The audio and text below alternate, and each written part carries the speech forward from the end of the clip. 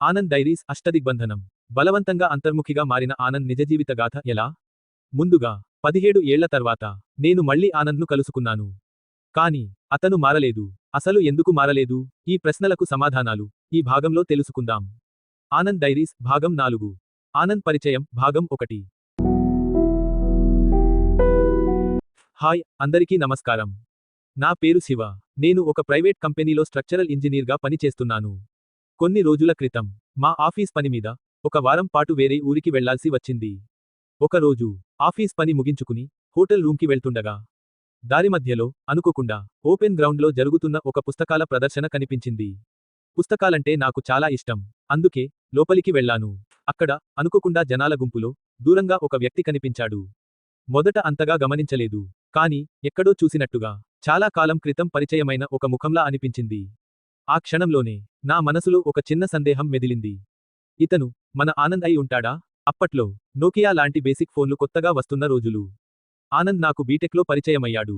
అతన్ని ఏరా ఓరేయ్ అని పిలిచేంత చనువు లేకపోయినా కొన్ని విషయాల్లో నాకు ఆనంద్కు పోలికలు ఉండేవి. ఇది అతని ఊరే అని నాకు అసలు గుర్తు లేదు. కానీ ఇప్పుడతన్ని చూస్తుంటే దాదాపు 17 ఏళ్ల తర్వాత కలుసుకుంటున్నాననే విషయం అర్థమైంది. ఇప్పుడు అతన్ని పలకరించాలా వద్దా అని 1-2 సార్లు ఆలోచించాను. చివరికి ఒక చిన్న సందేహంతో, ఒక చిన్న ఆశతో అతని దగ్గరకు వెళ్ళి ఆనంద్ అని పిలిచాను. అతను ఒక్కసారిగా నా వైపు తిరిగాడు. కాని వెంటనే గుర్తుపట్టలేకపోయాడు. కొన్ని క్షణాలు అతని కళ్లలో ప్రశ్నలు కనిపించాయి. మొదట ఎవరు అన్నట్టుగా చూసిన అతను తర్వాత ఒక్కసారిగా గుర్తుపట్టి అవాక్కయ్యాడు. తనను గుర్తుపట్టి పలకరించాననే ఆనందం అతని ముఖంలో స్పష్టంగా మెరిసింది. నెమ్మదిగా మాటలు మొదలయ్యాయి. మాటలు కబుర్లయ్యాయి. కబుర్లు కాఫీ దాకా తీసుకెళ్లాయి. ఆ కాఫీ మమ్మల్ని మళ్లీ కాలేజీ రోజులకి తీసుకెళ్ళింది. ఎక్కడ ఉన్నావు? ఏం చేస్తున్నావు? ఇలాంటి సాధారణ ప్రశ్నలతోనే సంభాషణ సాగింది. అతను బయటకి నవ్వుతూ మాట్లాడుతున్నా అతని సమాధానాల్లో మాత్రం ఏదో చెప్పలేని బాధ లోపల దాచుకున్నట్టుగా అనిపించింది. అతని లోపల ఉన్న సంఘర్షణను అర్థం చేసుకోవడానికి నా మనసు ప్రయత్నిస్తోంది. ఇన్నేళ్లు గడిచిపోయినా అతనిలో మాత్రం ఎలాంటి మార్పు కనిపించలేదు.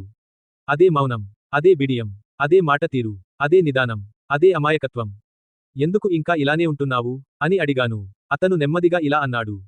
నేను కావాలని ఇలా ఉండటం లేదు శివ. నా జీవితంలో పెద్దగా కష్టాలు ఏవీ లేవు. కానీ గత 20 ఏళ్లుగా నేను ఎంతో మానసిక ఒత్తిడితో జీవితాన్నే అనుభవిస్తున్నాను. మీ అందరిలా జీవితాన్ని ఆస్వాదించాలని నాకు ఉంటుంది.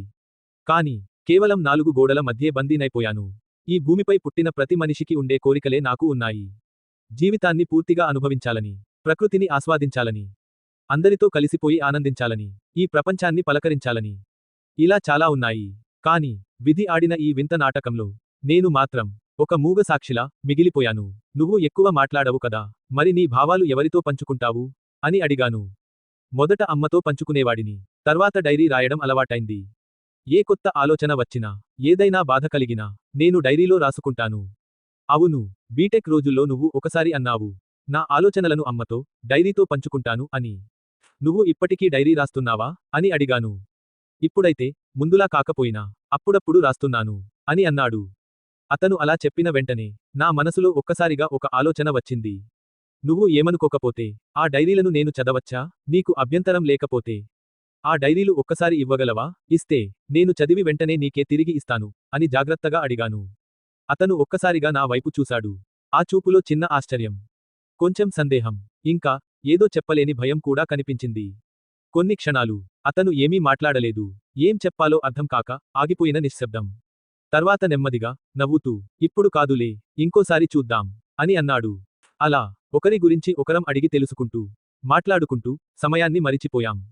చివరికి ఫోన్ నంబర్లు మార్చుకుని ఇద్దరం అక్కడి నుంచి వెళ్ళిపోయాం. చివరిగా కొన్ని రోజులు గడిచిపోయాయి.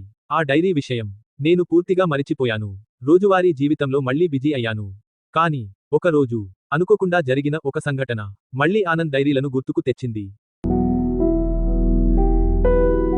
వీక్షకులకు ఒక ప్రశ్న. ఇలాంటి మనుషులు నిజంగా మార్పు చెందుతారా? లేక పరిస్థితులు ఒక మనిషిని ఇంతలా బంధించగలవా? మీ అభిప్రాయం కామెంట్స్ లో తప్పక తెలియజేయండి. ఆనంద్ గురించి మరింత తెలుసుకొనేందుకు ఇప్పుడే ఈ ఛానల్ కి సబ్స్క్రైబ్ చేసుకోగలరు. ఈ వీడియో మీకు నచ్చినట్లయితే లైక్ చేయండి, షేర్ చేయండి.